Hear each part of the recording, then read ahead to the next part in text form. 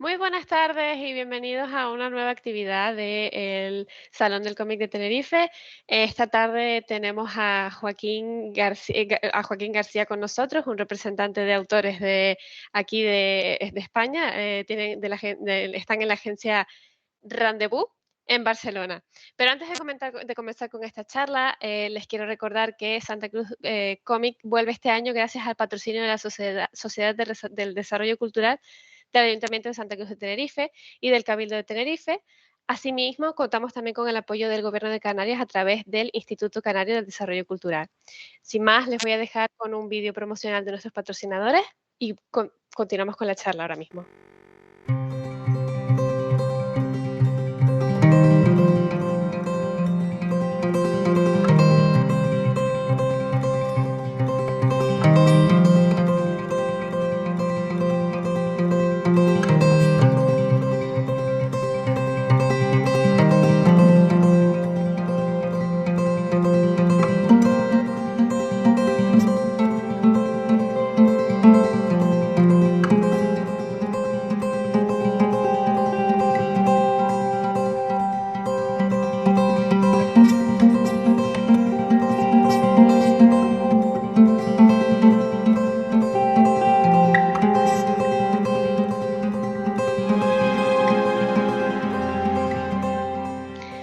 Pues ya estamos de vuelta. Joaquín, muchísimas gracias por estar con nosotros. Bienvenido. ¿Qué tal estás?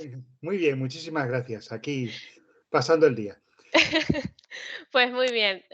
Antes de comenzar, vamos a presentar a nuestro invitado. Joaquín, como les comentaba al principio de este encuentro, es representante de autores de la agencia Rendezvous, localizada en Barcelona.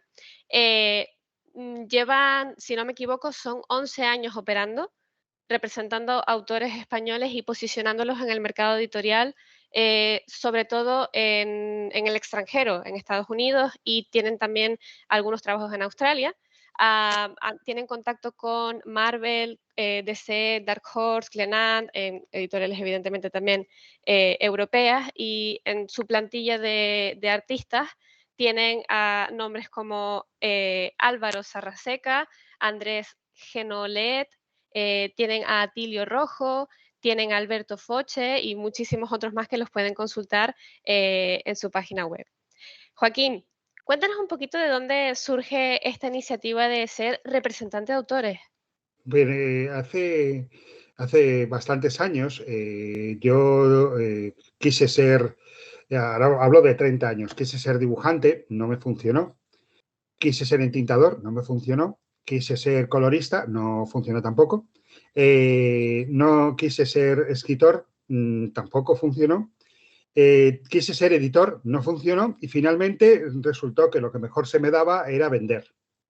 Y como Ujú. tal, pues me unía a una persona que era en aquel momento era muy amigo mío, que se llamaba Pepe Caldelas, José Luis Caldelas Suiz, y formamos Nutopía Comics, que un año, casi medio año después, abandoné por discrepancias con él.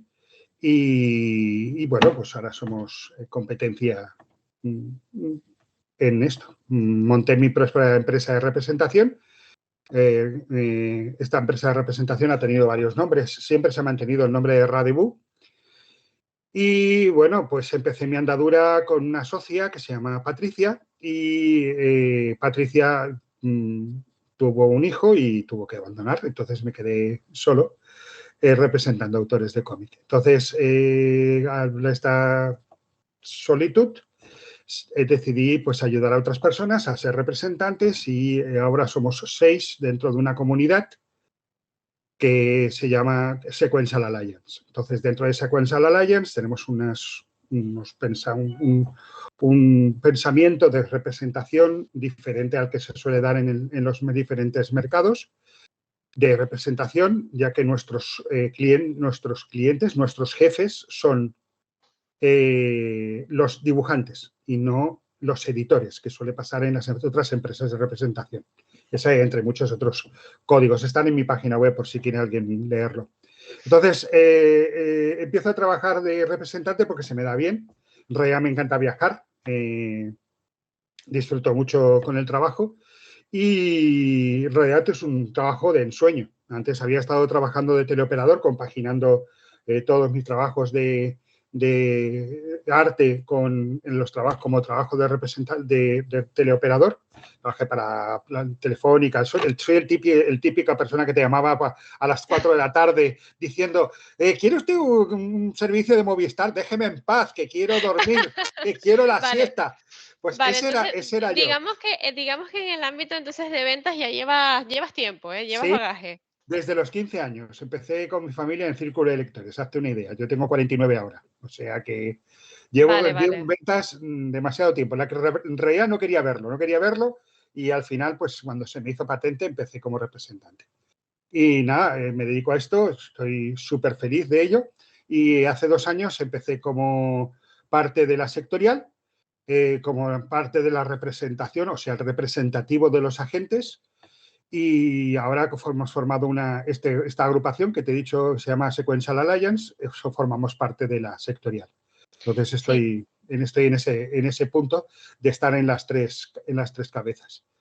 Bueno, para las personas que nos están viendo, Joaquín es el secretario, ¿cierto? El secretario de la Sectorial Cómic, que les comento que es un colectivo fundado aquí en España para un poco posicionar y defender los intereses de los autores y, bueno, más bien de toda la industria y todo el sector que tiene que ver con el mundo del cómic, ¿no? Entonces, bueno, hace muy poquito sacaron un proyecto no de ley para pues, llevar al Congreso de los Diputados todas las necesidades que tiene el sector, pero que toca no solamente a los autores y a los guionistas y a las personas que hacen el cómic, sino también a las editoriales, a las distribuidoras, a las librerías especializadas y, bueno, en fin, y en este caso, pues los representantes de los autores. Pero Exacto. antes de meternos la materia de las iniciativas de la sectorial, que es uno de los temas importantes que quiero tocar en esta entrevista, Joaquín, Uh -huh. eh, me comentas que bueno, intentaste ser editor. Sí. Cuéntame un poquito cuál es la diferencia entre representar y editar. El Hombre, represent, el a repres ver, más allá de la base, ¿no? De que el editor pues, es el que crea, o sea, junto con el artista crea el libro, ¿no? Pero digamos que al final los editores también tienen mucho que ver con el tema de las ventas, ¿no? Pero claro. cuéntanos un poco en la especialidad del trabajo del representante. Yo como representante lo que hago es el Work for Hire, que se llama en inglés, que es buscar proyectos para la cartera de dibujantes que han confiado en mí para Ujú. mejorar en sus carreras, crearlas o mejorarlas. ¿De acuerdo? Entonces, en eso de eso me encargo yo de hacer, que es buscar a los editores, conocerlos, tratarlos y ofrecer esta cartera de arte para que ellos ofrezcan unos proyectos, ellos te envían un guión del proyecto que se va a producir y entonces los artistas secuenciales dibujan el proyecto o lo entintan o lo colorean y nosotros le enviamos allí. Se envía normalmente el contacto, por lo menos en mi agencia, el contacto es directo con los editores de los artistas secuenciales, es con los editores. Y realmente, si alguien quiere verlo así, es como si fuera una ETT, una empresa de trabajo temporal. Estoy constantemente buscando proyectos para que los dibujantes los dibujen. Y no, yo me centro sobre todo en lo que es el cómic. ¿Vale? No me importa el país, puede ser la India, puede ser Japón, puede ser Nueva Zelanda, puede ser Australia, puede ser Francia, puede ser Italia, puede ser el Reino Unido, puede ser las dos costas de los Estados Unidos, pero siempre me dedico al cómic. No me dedico a la ilustración, no me dedico a la publicidad, porque son mundos que desconozco y cuando haces un negocio, lo mejor que puedes hacer es hacer el negocio sobre lo que conoces, Ujú. no sobre lo que no conoces. Entonces, yo me dedico más a ese punto. Además, conozco desde hace muchísimo tiempo a los editores. Pues claro, como dibujante, yo ya me puse en contacto con esos editores que ahora dan trabajo a mis dibujantes. O sea, y claro, eso trae una gran ventaja, porque claro, yo empecé a dibujar hace 30 años. O sea, teniendo 20 años, yo ya empecé a tener contacto con los editores extranjeros. Así que para mí es una ventaja que me conozcan desde hace tanto tiempo. No tanto como representante, sino como alguien que ha estado ahí ofreciéndoles mis servicios como dibujante, tintador, colorista, guionista, e incluso estuve hablando con editores para Sí, básicamente hacer has dado tu relación, cara. Ok. exactamente, hacer relación de editor, ofreciendo los proyectos que estábamos realizando en la editorial a otros editores en el extranjero. O sea, siempre he estado ahí, llevo muchísimo tiempo en lo que es el mundo del cómic y al final esos contactos que había tenido me sirvieron para no empezar de cero dentro de la industria de los otros países, porque ya me conocían como dibujante o entintador o así. Vale, y Entonces, ya, dime. perdona, Entonces, dime. la diferencia entre un representante y un editor es que el editor lo que tiene que encargarse es que el producto salga. ¿Vale?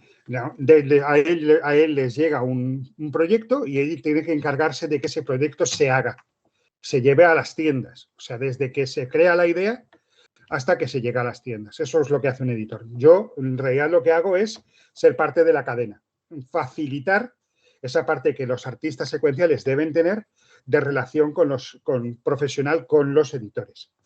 Y esa es la gran diferencia entre un editor y un representante. No sé si esto responde a tu pregunta. Sí, por supuesto. Entonces, digamos que,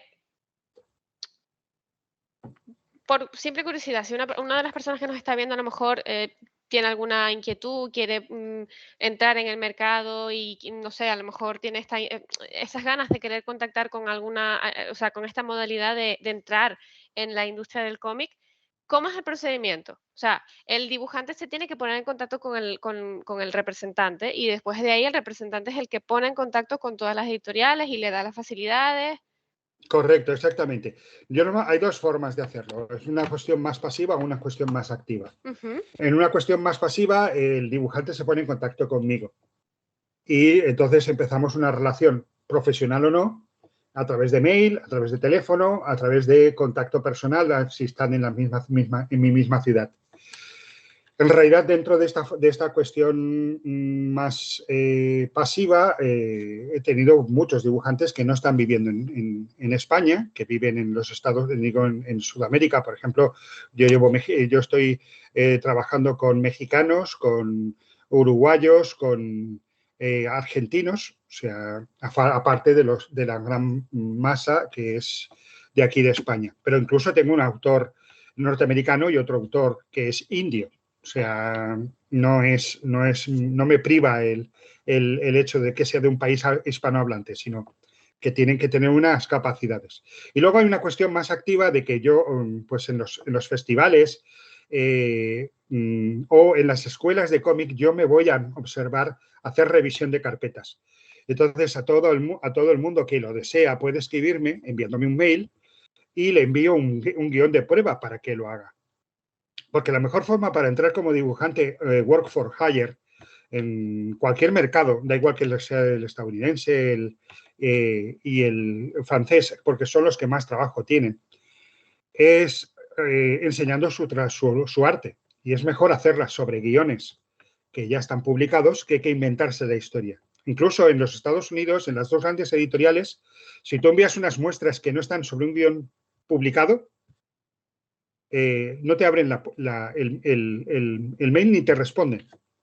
Porque a finales de los 90 hubo un juicio que ganó un dibujante aficionado porque envió unas muestras de una historia inventada por él, de los X-Men, y ese mismo mes salía un cómic con esa misma historia.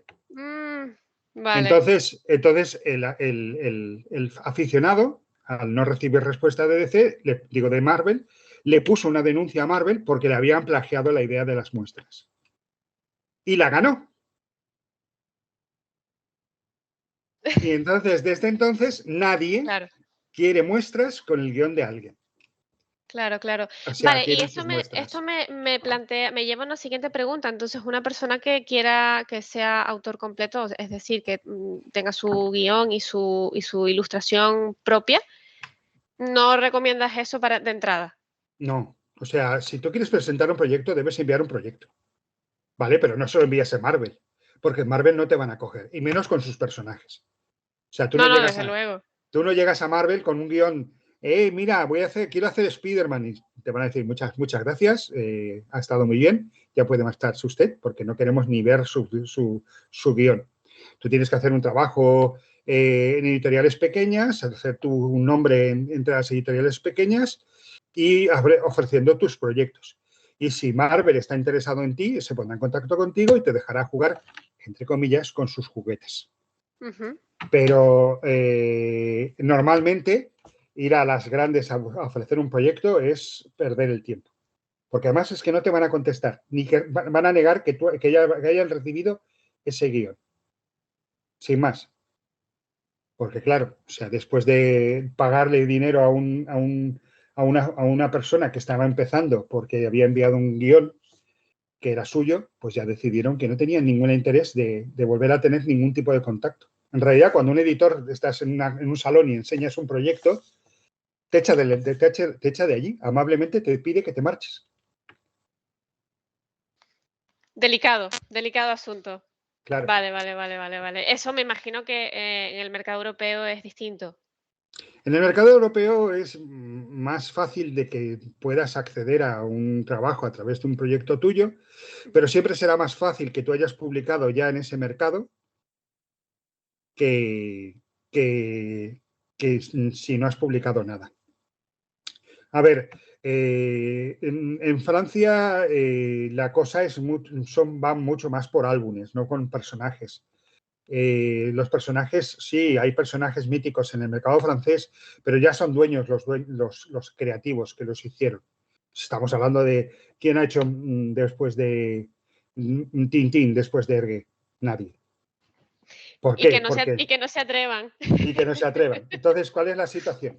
Que ellos en sí, pues te permiten más la apertura, pero claro, no va a ser en Glenat, no va a ser en Delcourt.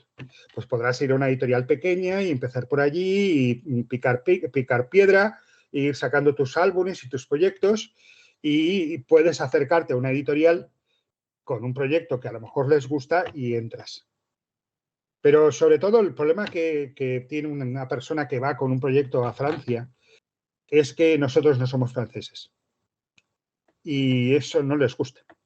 O sea, tú puedes ser belga y no hay problema porque hablan francés. Tú puedes ser canadiense y hablar francés sin ningún tipo de problema. Puedes ser suizo y no hay ningún tipo de problema, pero si tú eres un escritor español, italiano, alemán, inglés, de cualquier otro país, siempre van a tener reticencias porque no habla su idioma como lo habla alguien del país. Además, el editor norteamericano es el que manda porque los personajes están en su mano, ¿de acuerdo? O sea, el escritor en sí es otro trabajador de la editorial. Pero en Francia, los trabajadores son casi editores. Pueden decidir cosas sobre el dibujo, sobre el color, sobre la composición, sobre todo lo que tiene que ver con el producto. O En sea, cambio, en Estados hay Unidos, mucho intervencionismo en ese por parte sentido. del escritor. Entonces, los escritores están afiliados a la editorial. O sea, este escritor me vende muy bien, le doy todo el poder que quiera para que se mantenga en mi editorial. Y entonces el editor pasa a una especie de segundo plano o una igualdad con el escritor y hace que eso provoque que no quieran que entren más escritores, esos mismos escritores. Que es comprensible porque si tú estás acomodado en una editorial no vas a querer que te venga alguien y que te quite el puesto, como No, le claro, desde pasaría luego. a un escritor, como le pasaría al editor, que tampoco quiere que te echen para poner a otro editor. Entonces ahí es bastante más fácil en producir productos en Francia, pero es más difícil acceder a esas grandes editoriales que pagan bien en ese mercado. Vale, esto que acabas de comentar me lleva a otra pregunta. Con tus años de experiencia, con todo lo que has visto de artistas, ¿cuál dirías tú que suele ser o suelen ser el error o los errores más recurrentes de los artistas que están comenzando? Eso es muy grande. El primer error es no saber el idioma, al menos no saber inglés. Okay. Cuando van a hablar con los editores, se plantan sin saber idiomas, que eso lo he hecho yo, ¿eh? O sea, yo cuando era dibujante hice eso, o sea, no voy a negarlo. Después, el desconocimiento de lo que es el mercado, o sea, no saben qué están ofreciendo y a quién. Claro, Luego, tercero, dependiendo de a qué mercado se estén dirigiendo, si al francés, al italiano o incluso al americano. pues, te pongo un ejemplo muy fácil. Si tú le vas a un editor francés con páginas de superhéroes, te va a decir que no, que te vayas a Estados Unidos y te enseñen las páginas allí. Porque ellos no producen superhéroes. Ujú. Entonces, no puedes ir con ese material. Y luego está al final el hecho de no conocer lo que hacen en la editorial. Por ejemplo, si tú vas a Dupuis, Ujú. que es una editorial que está produciendo sobre todo cómics cartoon de todo tipo, sería la Bruguera francesa. No puedes llevarle un producto de terror realista, con asesinatos y sangre y vísceras y todo tipo de cosas, porque no les va a interesar. A ver, pueden estar preparando una línea para entrar y claro, sí, puedes intentarlo, pero ya tienen a esos guionistas haciendo ese producto. Entonces, Claro, si tú crees que realmente vas a ir a una editorial con un editor que va a hacer novelas gráficas para jóvenes adultos y adolescentes, no le lleves una cosa sesuda, tipo Watchmen, claro. porque te va a decir muchas gracias, pero no me interesa. Además, los franceses delante de los editores norteamericanos, los franceses no se cortan un pelo. Si te tienen que decir que no, te la dicen no rudamente, pero te lo dicen sin miramientos. Los americanos son, sí, qué bien, escríbeme. Dan como más vueltas. Sí, pero son más amables. No es que no sean amables los franceses, sino que son más directos. También los norteamericanos son más vendedores. Bueno, también es que es la forma de ser de cada uno de los países. O sea, la gente es así. O sea, que nosotros pues tenemos nuestras imágenes, nuestra forma de ser por país cada uno y los franceses son más directos, al menos no intentan engañarte, no es que los demás te intenten engañar, pero te dicen las cosas más a la cara, vamos a decirlo así. En cambio, los Bueno, norteamericanos son más delicados al tratar con los artistas, porque más ellos ya saben que puede ser, si eres un borde alguien que empieza, esa persona que empieza puede ser dentro de 10 años la mega estrella y cuando se acerque a ti te va a decir, por favor, despedid a este señor si queréis que yo continúe trabajando en esta empresa. Y te despiden. Entonces, bueno, los norteamericanos delicado. son más delicados al trato de las situaciones. Vale. A Y mí, yo te soy sincero, los editores franceses siempre me han resultado más difíciles de entender lo que quieren que los editores norteamericanos. Los editores norteamericanos son pim pam fuego y los franceses son más del día a día. Mi editorial necesita esto, no te lo voy a explicar, pero tú debes adivinarlo. Y tú puedes hacer las cábalas que quieras, o sea, luego puede pasar cualquier cosa. En cambio, los norteamericanos son pim pam fuego. Mira, Superman vuela, o sea, no le demos más vueltas. O sea, va por ahí. Espero que esto Va. responda a tu pregunta. Sí, no, además justamente te quería preguntar cuál había sido o sea, de los editores a los que te has enfrentado, de los diferentes mercados y tal, cuál había sido el más complicado para ti. Pero bueno, ya me estás comentando que el francés es uno de los más peliagudos. El más difícil para mí siempre ha sido el italiano, que no he conseguido ni que me respondan. Ah, sí.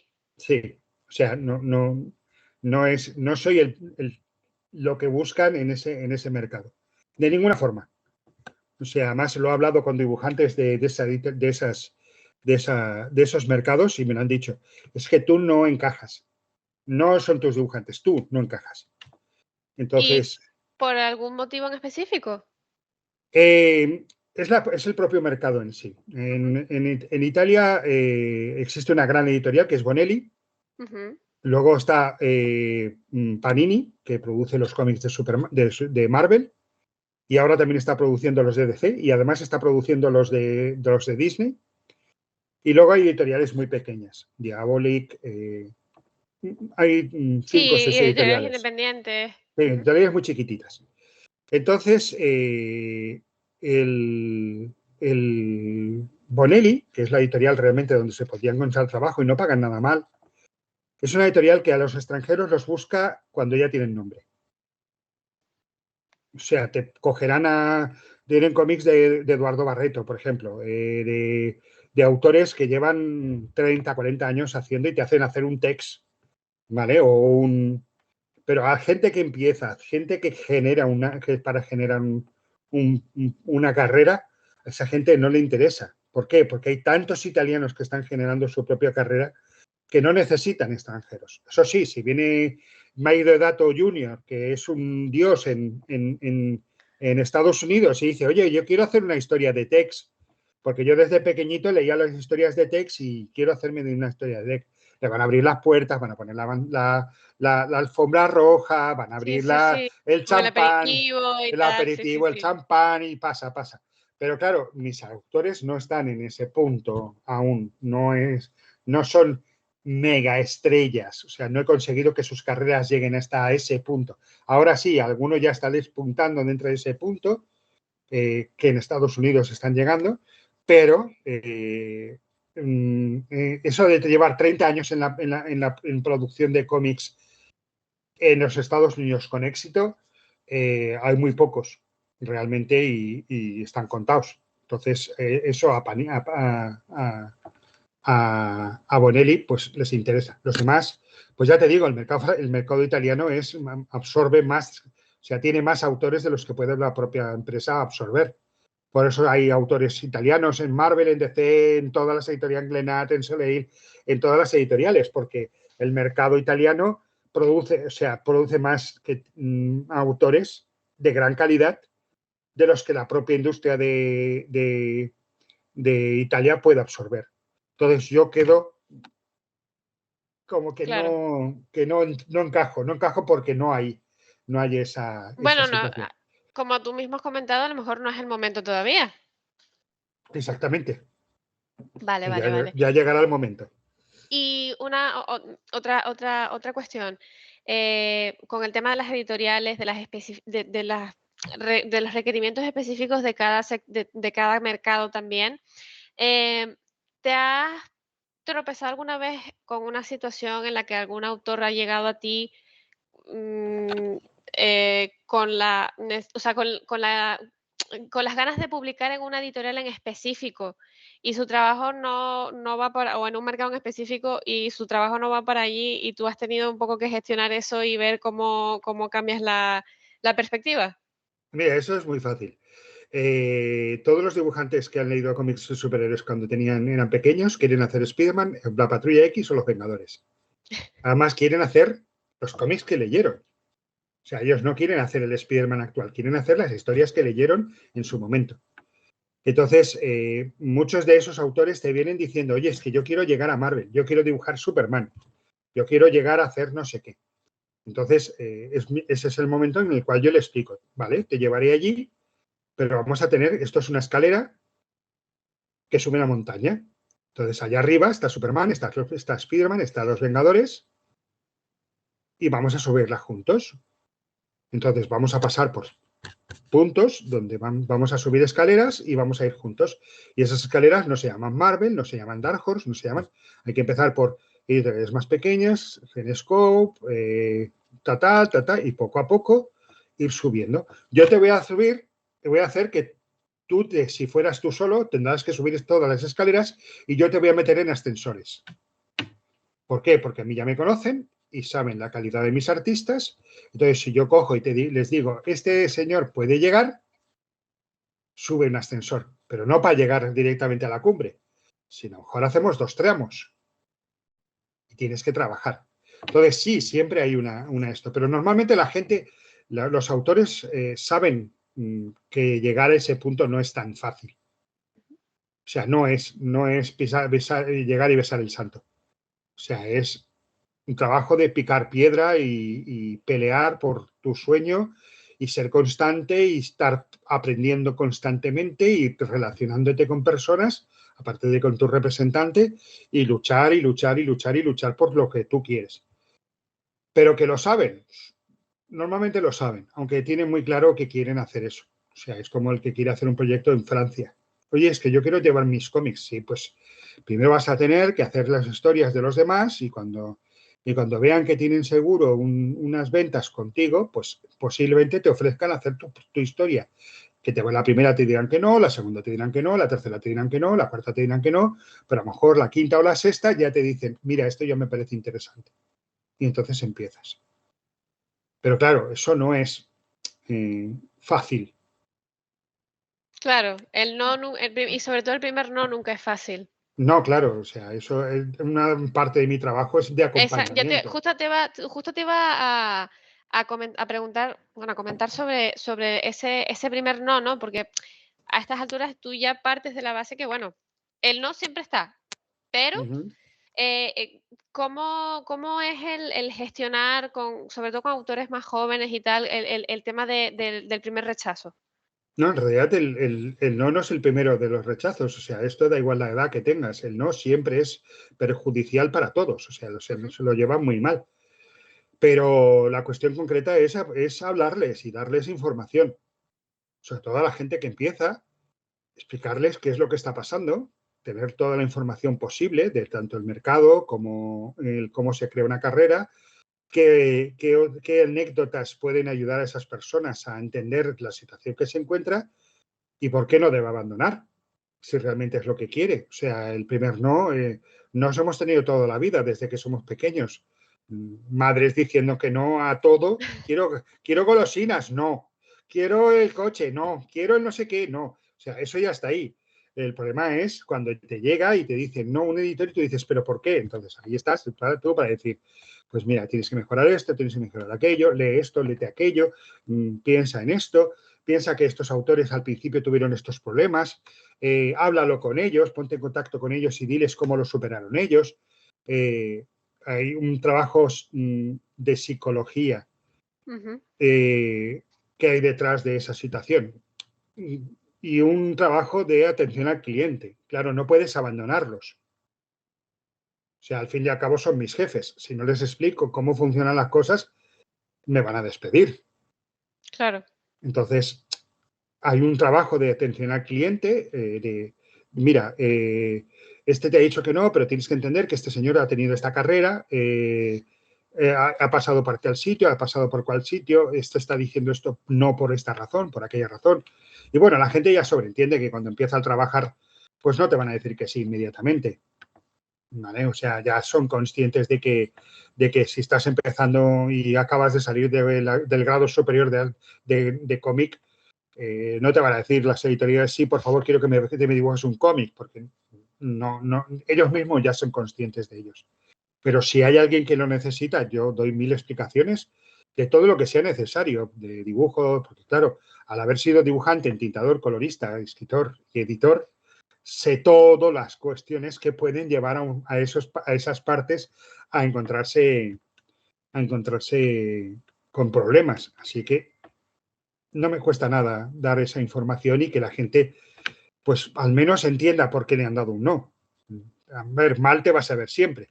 Pero también le sabe mal al niño que le dicen que no puede llevarse el juguete a casa. Así que no es que lo compare, pero ahí está la negativa. Claro, al final forma parte también del camino, ¿no? De esos noes uno aprende qué es lo que está cojo y de dónde hay que cambiar, dónde hay que mejorar, dónde hay que reforzar, dónde hay que replantear. Y Exactamente. vale, vale, vale. Eh, Ahora vamos a una parte un poquito más alegre, ¿no? Cuéntame cuál es la parte de todo tu trabajo, cuál es la parte que más disfrutas. Pues la verdad es que es en los viajes. A ver, los A los viajes viajes a ver a tienen los clientes, o sea, a las editoriales. a las editoriales. Ajá. Por un lado, tiene una cosa mala que es hacer 60 reuniones 60 entrevistas de trabajo todas juntas a la vez, en 4 días. Ah. O sea, tú imagínate que fueras a 60 entrevistas de trabajo para conseguir trabajo. Pero claro, ¿Qué tiene de bueno? Pues que yo me voy me voy a Nueva York una semana, me voy a Chicago una semana, me voy a San Diego una semana, me voy a Angoulême una semana, me voy a San Malo una semana. Claro, eso tiene su satisfacción de que viajas, conoces gente, conoces a los autores que te han gustado toda la vida, conoces a esos editores los cuales pues creas una amistad un lazo afectivo, entre comillas, porque siempre es una cuestión profesional, pero se crea un lazo afectivo, conoces, pues te vas de fiesta con ellos, eh, disfrutas de su compañía, de su conocimiento, de conocer a esa gente que están trabajando, al fin y al cabo trabajan contigo, estamos todos en el mismo barco. Pues unos están de remeros y otros están en las cuerdas levantando las velas, pero estamos todos ahí. Claro, se crea una comunidad, se crea una relación de compañerismo. Y cuando tú viajas solo y te estás solo en un país que es extranjero tuyo, aunque lo conozcas por las películas, conozcas Nueva York como si fuera tu casa, pero te dan una sensación muy rara porque dices, yo todo esto lo conozco, pero no he estado jamás aquí. Te sientes solo. Entonces, de esa gente te hablan contigo, se acercan a ti, ¿cómo va Joaquín? ¿Cómo te encuentras? ¿Cómo ha ido el año? ¿Qué has hecho cómo ha ido este año? Eh, ¿Cómo está bien? Pues yo pregunto por su mujer, sus hijos, creas un vínculo personal fuerte Ujú. por esas personas. Que también es, me Y imagino, la clave del mercado de los agentes, de los representantes, sí, ¿no? O también. O sea, sea, yo por eso lo que es lo bueno que tiene la asociación en la Sequential Alliance es que nos vamos nosotros de viaje juntos, todos. ujú. Y todos pasamos las mismas situaciones. Uy, he ido a hablar a este editor y me ha dicho tal cosa. Hola, hola, pues a mí me ha dicho tal otra, ¿no? O sea, qué guay, ¿no? Pues a mí le ha gustado este dibujante. A mí me ha dicho que este y este. Qué guay. Pues, oye, vamos juntos a esta reunión porque este señor tiene un acento que no entiende una palabra de lo que me dice y si me caigo, me ayudas. Muy bien, pues te vas con él y haces, o con ella, y haces ese trabajo conjunto que si vas tú solo, pues estás ahí.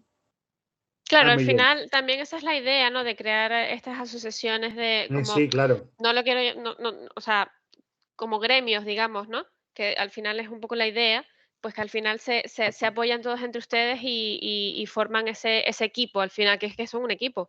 claro. Entonces hay una situación que además los editores perciben Ujú. que hay una colaboración, que no hay una competencia, que estamos todos a una, que si hay un problema, tienes recursos para dar soluciones. Entonces los editores ven más positivamente a esa agrupación. Indudablemente, por eso trabajamos con unas mismas normas. ¿Para qué? Para que si hay algún error no se nos achaque a todos, pero sí podemos poder una solución con facilidad. Entonces ahí trabajamos juntos para, para dar para eso, para compartir, para poder hablar del mercado a un nivel que no podrías hablar con ningún dibujante, por lo menos en mi caso. Sí, Claro, muchos de los artistas secuenciales que los cuales yo represento sí que se han convertido en mis amigos, pero hay cosas que, ostras, es que no lo vas a entender, no vas a tener ese punto de vista completo, porque tienen la imagen del artista secuencial, no la imagen del representante. Entonces los representantes funcionamos de forma, es como cuando le explicas cosas del trabajo a tu madre. Sí, tu madre te va a decir que sí, ya, ajá, yo lo entiendo, me parece muy bien, pero no va a haber la conjunción de astros y planetas que significan que este editor haya cambiado de editorial. Pero en cambio tú vas y llamas, oye, Luis, este editor se ha cambiado y se ha ido a no sé dónde. ¡Hala, qué fuerte! ¡Guau, cómo mola! ¿No?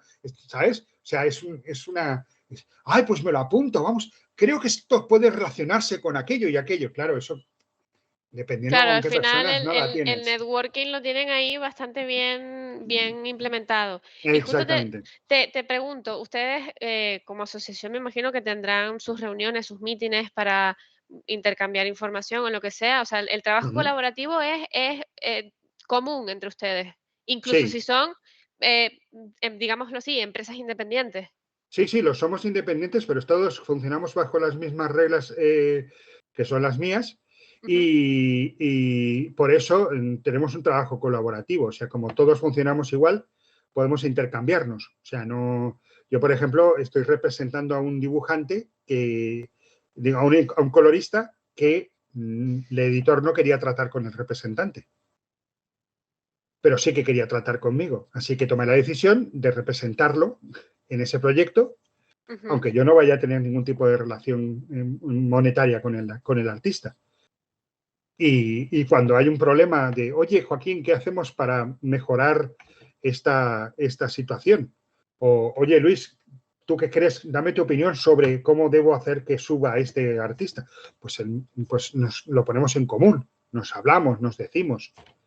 Y esos son años de experiencia, porque fuera de la experiencia que tengo yo, se suma la experiencia de los demás representantes, que aunque llevan menos que yo, excepto Eduardo del Puente, que me suma un año más a mí, Ujú. eh, eh, sumamos casi 200 años de experiencia, de trabajo. O sea que, Que se dice pronto. claro, o sea, nos las hemos visto, al fin y al cabo, nos las hemos visto de rojo, azul y verde en todos sitios. Entonces, lo que no sabe uno, sabe el otro, o lo que puede tomar una decisión uno, puede ser aconsejado por otro. Entonces, es un trabajo muy divertido, y fuera de lo que sería el trabajo. Y bueno, el trabajo de machaca diario de poner en contacto a los editores y a los dibujantes también es bastante divertido. Yo la verdad es que estoy viviendo un sueño. O sea, este es un trabajo alucinante. O Desde sea, luego se nota por cómo la pasión que hablas, que desprendes cada vez que hablas de tu trabajo. sí, sí, es que yo me lo paso pipa. Yo me levanto por la mañana. Yo, además, es muy gracioso porque yo estoy trabajando con Nueva Zelanda. Trabajo con la Ujú, costa oeste de los Estados Unidos, con la costa este de los Estados Unidos y con Francia. ujú. ¿Vale? Eso significa que yo trabajo 24 horas. Sí, O sea, prácticamente sí, sí, sí. mis antípodas son Nueva Zelanda, así que cuando el editor de Nueva Zelanda se está levantando, los franceses se están yendo a dormir. Ujú. Y una Los, pregunta, con dime, lo que comentabas antes del tema del idioma y tal, eh, ¿hablas francés y ni una hablas ni una Voulez-vous palabra? voulez-vous que j'aille más ce soir? Esa es mi inglés. Oui, c'est moi. Je suis Joaquín García. Je ne parle pas français. Parle anglais a español. Pero normalmente si hablas inglés es más que suficiente para Vale. tratar el Incluso trabajo con de representar. Francia. Sí, sí, sí, con todos los países. Vale, vale. O sea, hablar inglés, el idioma inglés lo habla casi todo el mundo. Desde luego. A ver, hay franceses que no lo quieren hablar, pero más por vergüenza que otra cosa. Pero yo he tenido reuniones en las cuales me hablaban en francés a mí y yo les hablaba en inglés y yo les entendía porque el francés y el catalán son idiomas primos hermanos, Mm, así que puedes entenderlos. Con los italianos pasa lo mismo. O sea, al fin y al cabo, el único que no se parece es al alemán, pero los alemanes todos hablan inglés, así que no hay mucha pérdida en ese aspecto. Indudablemente el francés, se espera que los autores hablen francés, que el representante hable francés tampoco es absolutamente necesario para trabajar con ellos. ya. O sea, sí, Bueno, pues habrá editores que no quieran hablar contigo porque no hablas francés, pero, oye, ellos se lo pierden. exacto. Pues aquí nos quedamos con esa frase que dijiste al principio de la pregunta, que estás viviendo un sueño, incluso si tienes que trabajar 24 horas, me imagino que te tocarán a veces horarios nocturnos y cosas así, porque tendrás reuniones en Nueva Zelanda. eh, Difícil, pero bueno, Divertido, divertido, estás más que estás difícil. estás viviendo ese sueño, perfecto. Vale, mira, antes de continuar con la entrevista, a las personas que nos están viendo, les recuerdo que, Santa Cruz Comic vuelve este año gracias al patrocinio de la Sociedad de Desarrollo del Ayuntamiento de Santa Cruz de Tenerife y del Cabildo de Tenerife, y además contamos con el apoyo del Gobierno de Canarias a través del Instituto Canario de Desarrollo Cultural. Joaquín, ahora vamos a meternos un poquito con el tema de la sectorial, porque ya pasamos el ecuador de la charla, ¿vale? Bien. Y nada, quiero que me cuentes, primero cuéntame cómo se vivió todo eso desde dentro. Vale. Porque de aquí nosotros lo vemos desde fuera, bueno, vemos las noticias, vemos a todos los grupos parlamentarios que mágicamente coinciden todos con este punto de que el cómic necesita un refuerzo, un apoyo desde las administraciones y desde las instituciones, pero ¿cómo lo vivieron ustedes desde dentro? Mira, yo al principio del todo, yo no estuve involucrado. Ujú, Yo fui llamado como a los Vengadores, ¿vale? Necesitamos miembros de los Vengadores, únete a nosotros. Y esto empieza que Alejandro Casasola, ujú, organizador del Salón del Cómic de Granada, tenía un amigo suyo que es un europarlamentario, y este europarlamentario y él estuvieron hablando durante semanas al principio de la pandemia sobre que debía haber un movimiento dentro de la industria del cómic y que el Partido Socialista estaba dispuesto a ayudar a generar esa situación, pero debíamos dar el paso desde dentro de la industria. ujú. Entonces Alejandro llamó a aquellas personas que consideró más adecuadas para ello, entre ellos se puso en contacto conmigo con la idea de crear un puente entre las instituciones del Estado y la industria del cómic. Entonces, nosotros no nos podíamos proclamar como representantes de los sectores los cuales pertenecíamos, porque éramos personas solas que estábamos en una pandemia encerrados en nuestras casas. Entonces, Sí, porque quedamos todo esto, la sectorial surge en plena en, pandemia. a primeros meses del 2020, Ujú, o sea, justo iniciarse la pandemia. ujú, Y Alejandro se puso en contacto conmigo por teléfono, ya que yo soy parte de la organización del Salón del Cómic de Granada, y me dijo que si quería participar como representativo, no como representante, sino como representativo de los agentes de autores de cómic, que no existía la Sequential Alliance como una asociación.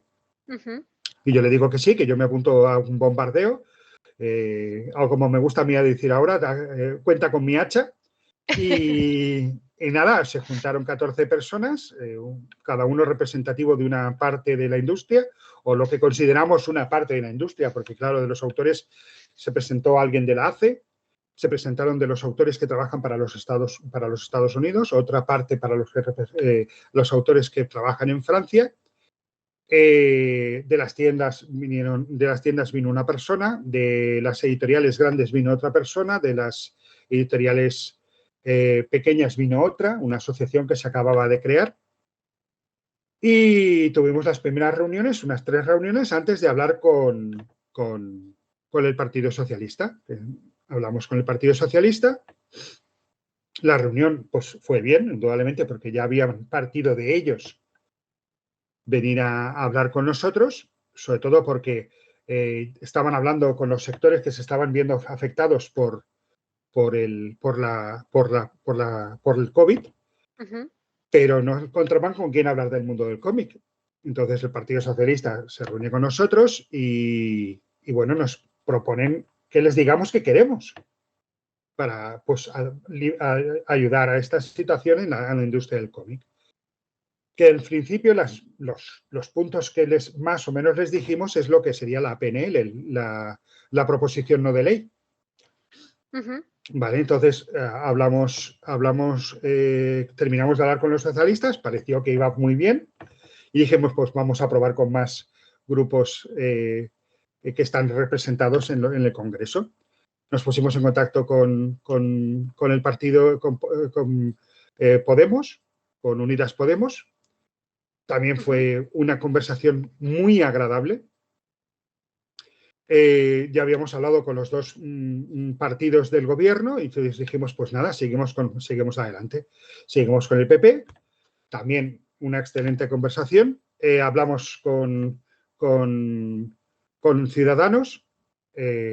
Tengo que decir que nunca había hablado con un político que además fuera friki hasta la médula, pero Ujú, hasta la médula. Si puedes mirar la charla, o sea, la aceptación de la PNL de él es brutal, o sea, se nota que ha leído cómics desde que tiene uso de razón. Y al final, pues, tras tratar en varias conversaciones, decidimos hablar con Vox, Ok. que era el último grupo Ujú. del arco parlamentario que no habíamos hablado. Pues fue una conversación muy agradable también. Y pues le pedimos que, por favor, que cuando se lanzase la proposición no de ley, pues la apoyaran también, porque esa era nuestra búsqueda, que nos apoyara todo el mundo. Antes de que la proposición no de ley se llevase a cabo, también tratamos con Esquerra Republicana y con un grupo en Valencia, que ahora no recuerdo el nombre del grupo. También tuvimos reuniones con estamentos como la Biblioteca Nacional, con la gestión del libro y bueno, pues después de todas esas reuniones, el Partido Socialista, este julio, lanzó la PNL al Congreso, que nosotros volvemos a pedir por carta que nos apoyaran, y al final se nos apoyó por todos los partidos políticos, incluso aquellos Sí, sí, sí. Fue que un no éxito habíamos hablado. completamente. Sí, sí, sí. O sea, fue por unanimidad, cosa que nos hizo muy felices. Y nada, ahora lo que nos toca ahora es desarrollar la PNL, o sea, darle a esos puntos que nosotros hemos pedido y que el Estado ha decidido que quiere apoyarnos, pues desarrollarlos. Entre ellos, a mí, como parte de vocal, porque ahora ya sí soy representativo, ya no soy representativo, soy representante de al menos 3/4 partes de los representantes de España. Ujú. Y además hemos sido votados por la sectorial, por todos los miembros de la sectorial, para que nosotros seamos la junta directiva. Se me pidió que yo fuera el secretario de Exteriores de la sectorial para que tuviera trato con otros países y otras asociaciones para que pudiéramos expandir la idea de la sectorial. Hay países que se puede dar y otros por su legislación no se puede dar una sectorial. Por ejemplo, en Estados Unidos la idea de la sectorial no se podría dar, porque, por ejemplo, los dibujantes no pueden crear sindicatos. Está prohibido, son trabajadores de cuenta, no son trabajadores de cuenta ajena, Vale. y como proveedores no se Ujú. les considera como esto. Bueno, son sus Ya. leyes. Como son sus leyes, nosotros no nos metemos. Cada uno felicidad y alegría. Bueno, digamos Y que estás como de relaciones internacionales ahora mismo. sí, yo ahora estoy en ese trabajo Vale, dentro de la y te sectorial. quería preguntar ya a título más bien personal, con la trayectoria que tienes en el mundo de la representación, Ujú. eh, si tú tuvieras que decir cuáles son las carencias más urgentes que se deben de cubrir, ¿cuáles dirías que son? ¿Y en dónde? ¿Como representante? En el sector, o sea, en todo lo que es la industria del cómic, al menos en España. Uf, a mí la carencia más grande son los lectores. Hemos perdido lectores.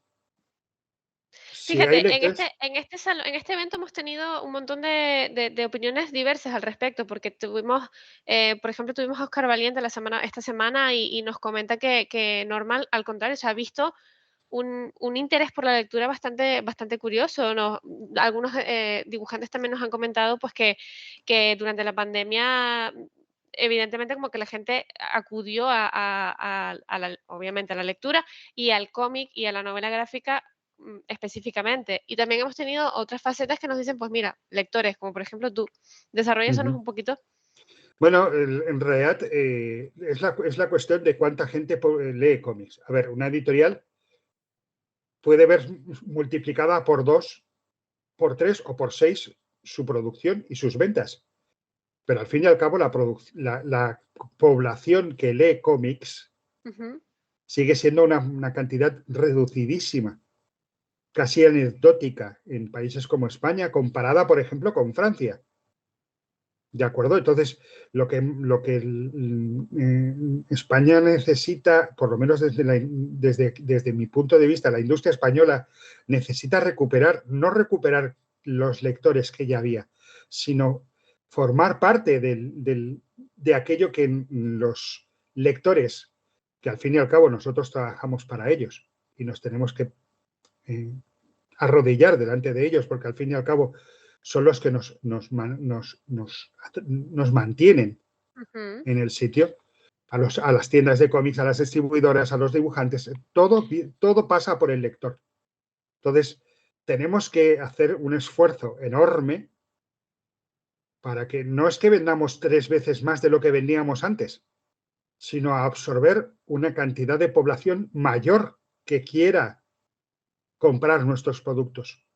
Digamos que ahí es donde entra el punto de la proposición no de ley en el que se desarrollen muchas más iniciativas de incentivo a la lectura, por ejemplo, Exactamente, específicamente para el cómic y la novela gráfica. eso es. O sea, lo que nosotros tenemos que hacer es que consigamos que una persona considere que comprarse un videojuego o un cómic. Ujú. No tenga muy claro que me llevo el último dibujante, el último videojuego y no se plantee ni siquiera el llevarse un cómic. Y ya no hablo de un manga, yo no hablo es que no lo consideran. Ya. No consideran llevarse un cómic. No está en la cabeza de la gente. Pero en cambio, en Francia sí lo consideran. Sí, que de hecho ¿Sabes hace no qué me llevo mucho. ahora? Sí, dime, dime. ¿No? ¿Qué me llevo ahora? ¿El último Black Shot o el último videojuego de no sé qué, de los Sim? Pues eso al Claro. menos se lo plantean. Es que nosotros en España ni tenemos esa opción. Mm. O sea, tú vas al FNAC, entras en el FNAC y verás un pequeño aparador de cómics y verás los últimos videojuegos que ocupan un enorme espacio. Solo la entrada. Cuando yo lo único que pido es que nos igualen. Ya. No quiero que la industria del videojuego desaparezca para que solo el cómic. Soy malo de operetas. Quiero que el mundo piense en cómic. No. Yo solo quiero que la gente piense en el cómic como una opción. Claro. No solo, pues a lo mejor me quiero llevar, hoy en vez de llevarme este videojuego, pues me llevo este cómic. Claro, no existe eso. Cosa que en los años 80 sí que existía. La gente se planteaba, ¿me llevo el periódico o me llevo el CIMOC? ¿Me compro en línea directa o me compro el Zona 84? Eso es lo que perdimos en los años 80. Perdimos Claro. la calle, el público. Claro que estamos aumentando de publicación y sobre todo después de la pandemia. Y en Francia se está vendiendo muchísimo más manga. Y estamos hablando de que cuando el Estado francés ofreció a los jóvenes comprar cómics, se pusieron a comprar mangas. Y me parece Efectivamente. estupendo, cómprate lo que tú quieras. Pero es que en Francia tienen esa opción, tienen ese pensamiento. Ostras, me voy a llevar el último de Naruto. Vale que a la industria en sí, al lector, al dibujante español que compre Naruto, ni nos va ni nos viene. Ujú. ¿Vale? Pero a la industria al menos sí que tiene algo para ellos. ¿Por qué? Porque las editoriales pueden vivir de ello, pueden pensar, ostras, en vez de pagar esto poquito por página a los dibujantes, vamos a poner más dinero porque estoy seguro que voy a vender más de este cómic. Voy a arriesgarme más porque tengo el dinero para arriesgarme. Si no hay dinero, no hay riesgo. O sea, si las ventas de un cómic se basan en la posible recepción de dinero, una editorial no puede pagar más allá, aunque sería lo lógico y lo más lógico. No puede pagar más allá de lo que va a ganar, porque esa editorial, si paga más allá de lo que va a pagar, de lo que va a recibir por ese cómic, quiebra y se Claro. acabó. No hay industria. Sí, hay Sí, crowdfundings, es es una cuestión de verdad. matemáticas, básicamente. Hay crowdfundings, sí.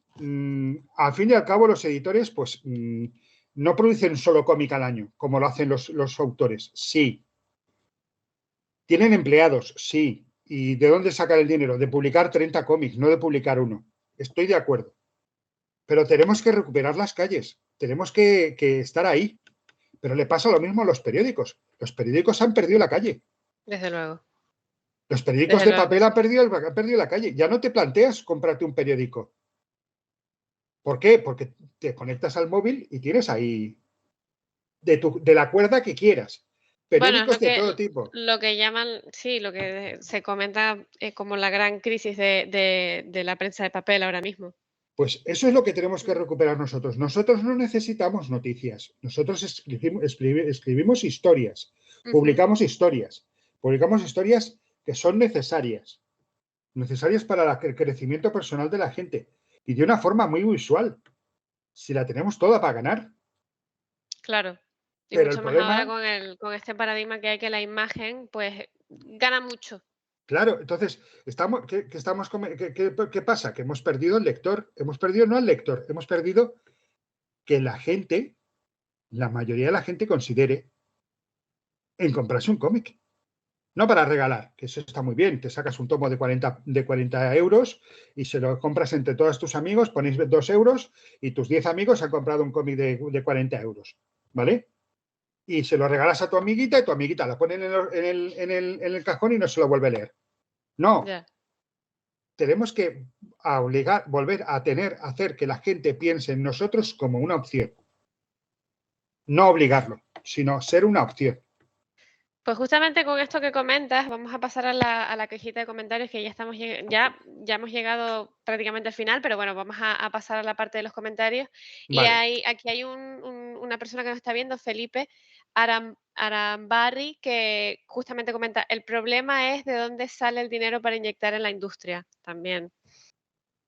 Un poco a caballo con lo que estábamos Uh -huh. comentando ahora de lo que cojea la industria del cómic, ¿no?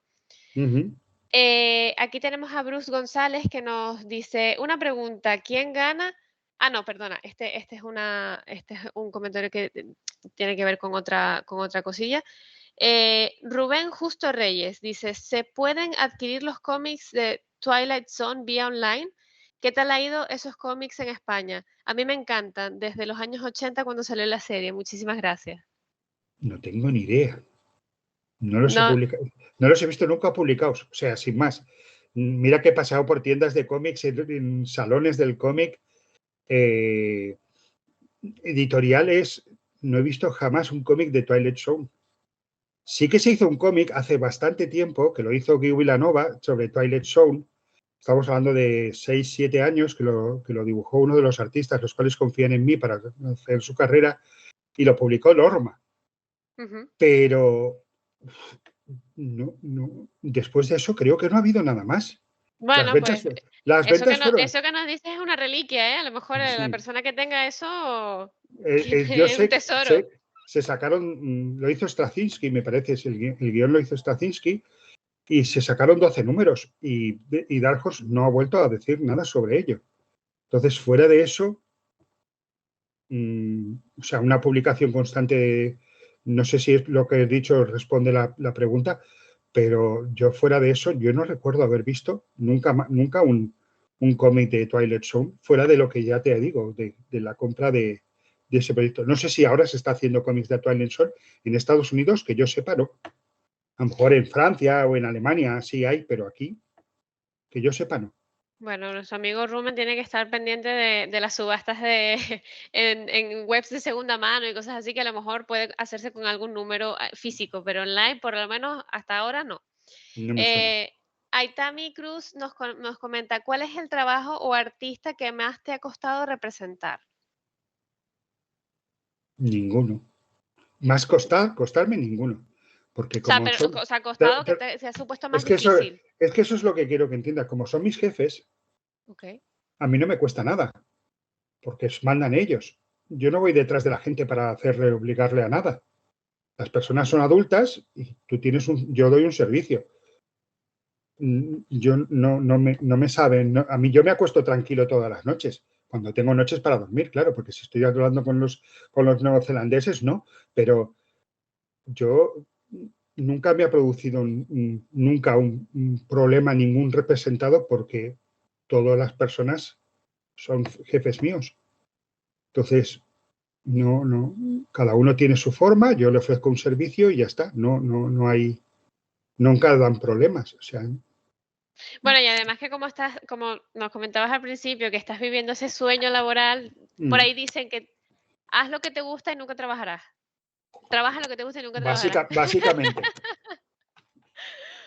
Vale, pues con esto hemos concluido, ya como te comentaba, ya llegamos a la hora de la charla, esto se pasa volando. Perfecto. Joaquín, muchísimas gracias por haber estado con nosotros, por haber compartido este ratito en el Salón de Cómic de Tenerife. Mm. Y nada, ojalá pronto alguna vez te podamos tener por aquí. Vamos a ver. Cuando queráis, para mí ha sido un honor participar en este maravilloso evento y espero poder repetir cuando, aunque sea online o en físico, porque yo me encanta viajar, como ya os he dicho, Ujú. y visitar lugares nuevos y maravillosos. Así que, ¿cómo no hacerlo con las Canarias? Es Esperemos, maravilloso. esperemos. Sí, sí, sí. La verdad es que sí, son islas muy bonitas. ¿Has estado aquí alguna vez en esos viajes No, que has hecho? no, y ya tengo ganas de ir, o sea que no tengas ninguna duda de que si me necesitáis, allí estaré. Contad con mi hacha, quiero decir. Perfecto, el vengador del hacha, me gusta, me gusta.